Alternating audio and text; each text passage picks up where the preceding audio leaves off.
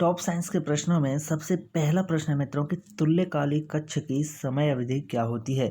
तो top science series में हम ऐसे प्रश्न आपको उपलब्ध करा रहे हैं जो कि व्यापम के द्वारा बार बार पूछे जाते हैं या फिर इस पैटर्न के अनुसार पहले प्रश्न पूछे जा चुके हैं, तो हम उसी पैटर्न को फॉलो कर रहे हैं। तो तुल्यकालिक कक्ष की समय अवधि है भाई 24 घंटे की। ओके, विकल्प सी इसका सही जवाब है। अगला प्रश्न है कि उल्का का वह भाग जो पृथ्वी की सतह तक पहुंच सकता है। तो भाई वह भाग होता है उल्का बिंदु, जो पृथ्वी तक पहुंच सकता है, पृथ्वी की सतह तक पहुंच सकता है। उल्का का वह भाग है उल्का बिंदु। अगला प्रश्न है कि एक धूमकेतु की पूंछ हमेशा संकेत करती है किस ओर। तो भाई एक धूमकेतु की जो पूंछ होती है वह हमेशा संकेत करती है सूर्य से दूर की ओर। अगला प्रश्न है एक वस्तु अधिक गुरुत्वाकर्षण क्षेत्र इस प्रकार रखती है कि प्रकाश भी उसकी सतह से नहीं निकल सकता है।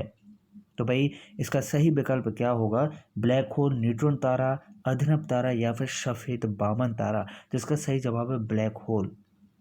तो ब्लैक होल से क्या है, प्रकाश भी नहीं निकल सकता है। अगला प्रश्न है इतना इसका क्या है, गुरुत्वाकर्षण क्षेत्र होता है ब्लैक होल का। प्रश्न है कि निम्न में से एक विषम आपको छांटना है।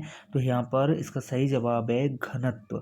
घनत्व यहाँ पर विषम है द्रव्यमान, लंबाई और समय की अपेक्षा। अगला प्रश्न है कि निम्नलिखित में से कौन सी सदिश राशि है। बहुत ही शानदार प्रश्न है। तो सदिश राशि है भाई वेग। ओके, अगला प्रश्न है कि सोडियम कार्बोनेट को बनाने के लिए कौन सी विधि इस्तेमाल की जाती है। तो सोडियम कार्बोनेट बनाने के लिए यूज की जाने वाली विधि है सॉल्वे प्रक्रम। विकल्प सी सही जवाब। अगला प्रश्न है कि जंग का रासायनिक सूत्र क्या होता है, रासायनिक संगठन क्या होता है। तो जंग का रासायनिक संगठन है Fe2O3 × XH2O। अगला प्रश्न है निम्न में से कौन सा अम्लीय ऑक्साइड है। बहुत ही प्यारा प्रश्न है भाई। तो यहाँ पर अम्लीय ऑक्साइड है सल्फर डाइऑक्साइड।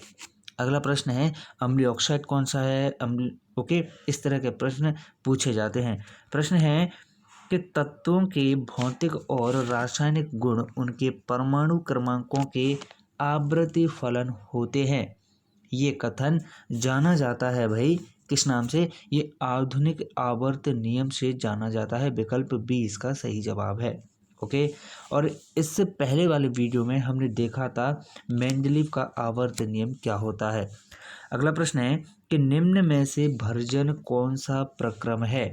भाई इसका सही जवाब है कि भर्जन अयस्क को वायु की अनुपस्थिति में गर्म करना होता है।